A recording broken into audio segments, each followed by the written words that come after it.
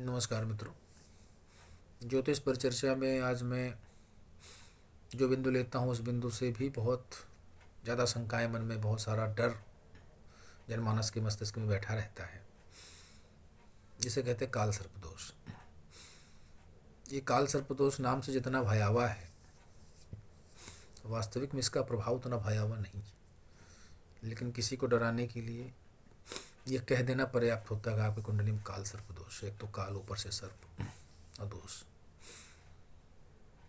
नाम डरावना है, बिल्कुल सत्य बात है, लेकिन इसका प्रभाव सदैव डरावना नहीं है। कुछ समय ऐसा होता है, कुछ ऐसे योग भी होते हैं कुंडली में कि अगर वो योग बन गए तो काल सर्पदोष वरदान साबित हो जाता है। कुछ ऐसे भी योग होते हैं जिनमें काल सर्पदोष अभिशाप साबित हो जाता है।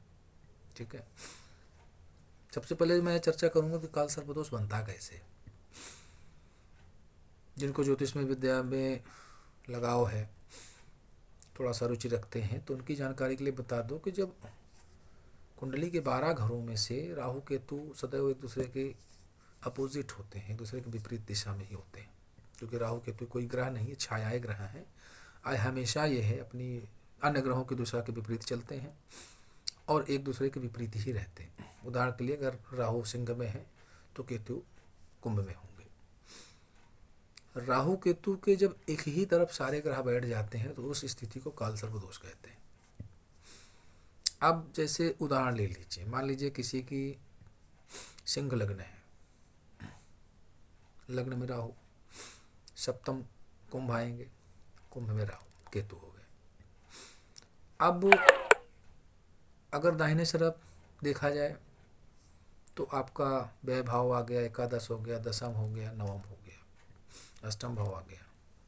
लेफ्ट साइड में देखा जाए तो द्वितीय भाव, तृतीय भाव, चतुर्थ भाव, पंचम भाव और खष्ट भाव आ गए।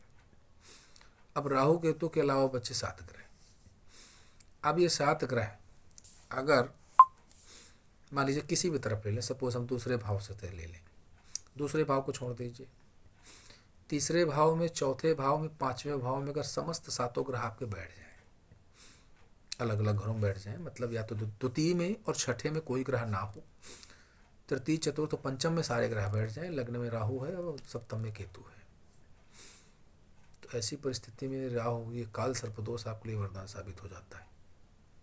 क्यों? कोई भी ग्रह आपका शुभ नहीं। राहु केतु लग्न में बैठे, ठीक है, वैवाहिक जीवन को संतुलित करेंगे, हल्का सा आपको डिप्रेशन, एंजाइटी की समस्या भी देंगे, एकांतप्रियता देंगे, मन में डर देंगे, बेवजह की चिंता, बेवजह की मानसिक उलझन, ये राहु केतु का स्वभाव होता है। लेकिन अन्य जो दूसरे ग्रह हैं वो अति शुभ हो गए। पंचम में बैठे हुए ग्रह शुभ हो गए, चतुर्थ में बैठे हुए ग्रह शुभ हो गए, तृतीय में बैठे हुए ग्रह शुभ हो गए। ऐसी कंडीशन में राहु केतु आपके लिए शुभ नहीं, राहु केतु वरदान हो जाएगा। यानी कि राहु केतु की जो स्थिति यानी काल सर्पदोष आपके लिए वरदान हो जाएगा। द्वितीय परिस्थिति ले लेते हैं, अगर ये 7 ग्रह द्वितीय भाव और षष्ठ भाव में बैठ जाए, या उधर 12वें घर में और 8वें घर में बैठ जाए, 7 में से केवल 5 बैठ जाए, 3 भी बैठ जाए, तब भी राहु, ये जो काल सर्पदोष आपके लिए अभिशाप साबित हो जाएगा। अगर सारे ग्रह शुभ बैठ जाए तो फिर तो बहुत ज़्यादा अभिशाप साबित हो जाएगा। तो कहने का मतलब सिर्फ ये है कि ज़्यादातर इस नाम से लोग सुनकर घबरा जाते हैं, और फिर ठीक है, पूजा पाठ कराना, शांति कराना उचित है, होना चाहिए, लेकिन जो अनावश्यक मन का तनाव बन जाता है हमेशा के लिए, मन में क्वेश्चन मार्क लग जाता है कि हमने जरूर शांति जरूर करा दिया, क्या पता इसका भी कोई दुष्प्रभाव जीवन में हो, तो वो दुष्प्रभाव नहीं भी होता तो आगे जाकर परिलक्षित हो जाता है।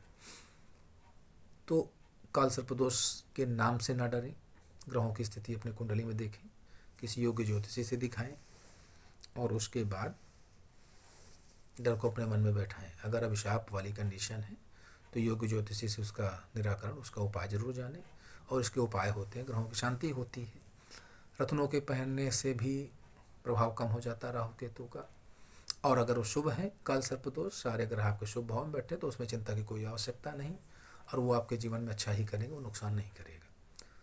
तो जितना खतरनाक, जितना भयंकर नाम है, उसका प्रभाव उतना भयंकर नहीं है। इसलिए काल सर्पदोष नाम से बेवजह का भय उचित नहीं है, और सदैव इस चीज़ को मन मस्तिष्क को बिठा के रखें कि हमेशा अशुभ नहीं है, हमेशा नुकसानदायक नहीं।